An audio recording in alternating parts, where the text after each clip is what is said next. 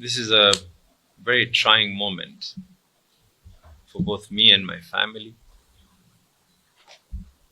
For those of you who know me, and I direct this to the people of Mombasa. I've been in the political field for in excess of a decade. And throughout my life, neither myself nor any of my family members have ever crossed the line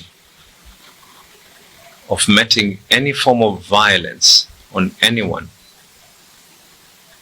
My stand has always been there, and this is known to yourselves, that even when I go out on public platforms, my policy is a policy of never mentioning anyone, never talking vulgar, never doing anything. It's a bit shocking that it is now being deemed for public perception that both myself and my 74-year-old mother would be part and parcel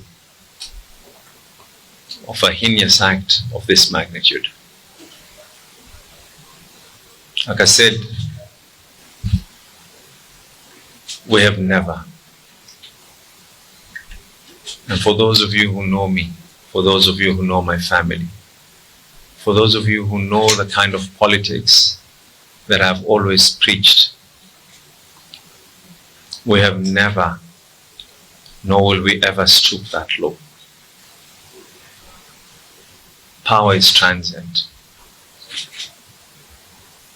And I want to now give my version. I've tried to hold this for so long.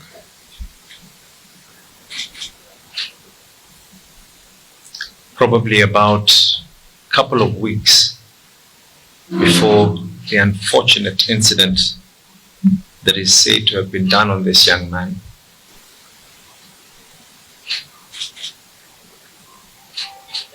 I live next to my mother. My mother's house was invaded, not once but twice. And every one of those incidences, we reported it. In the invasion of my mother's house,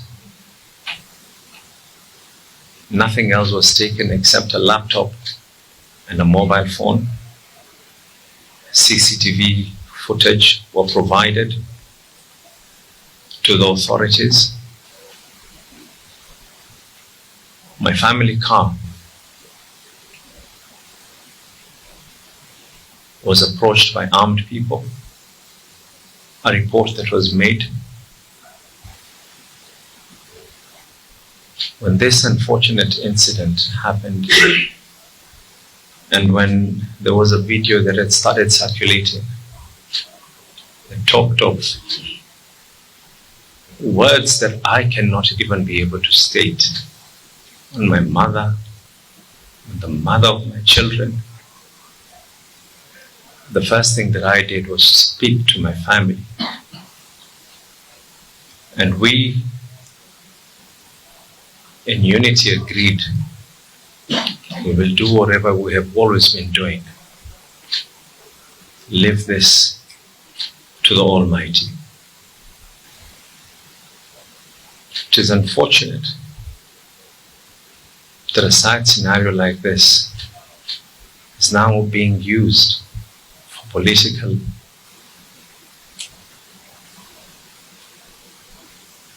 I'm more than willing to state this to the authorities.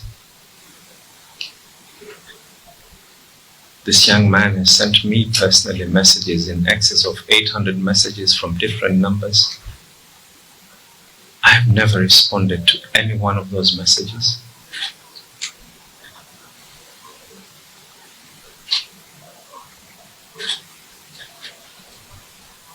the doctor in charge at Coast General Hospital received a call from a senior politician threatening him. And I only knew that this young man was not even in the hospital when the doctor actually called me to tell me that this young man is not even here, and we're receiving calls of being threatened, trying to be told and coerced into writing things.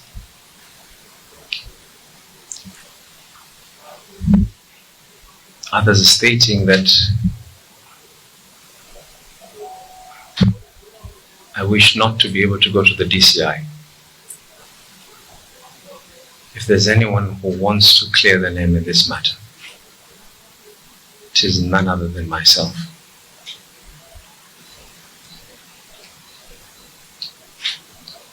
The summons were to today. We were requested not to go today anymore. My CEC was arrested for no other reason except the fact that he is someone who has been through me and with me in my political journey. CEC has been released, told to go back again. And this country has a history of people being coerced, people being coached to talk about things.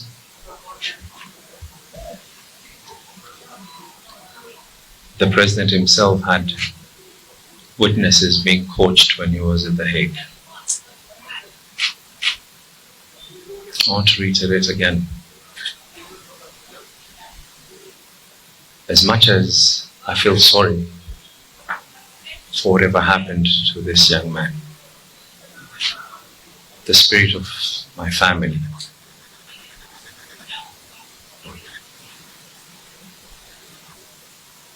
will not only forgive and forget, but we let the Almighty. I'm truly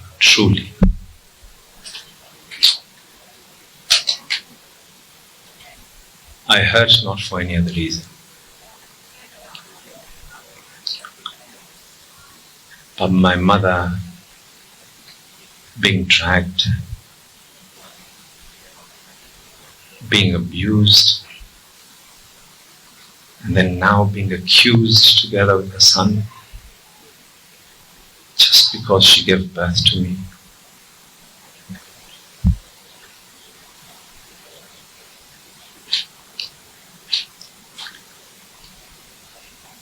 One day,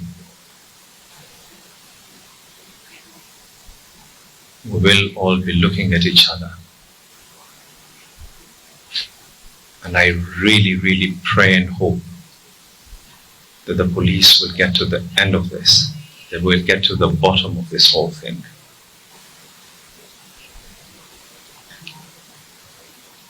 And for those who probably don't know me, probably don't know what my values are, I have passed through worse. I have been abused. People have tried to physically harm me, my family, but we ever maintained our cool. It isn't who we are.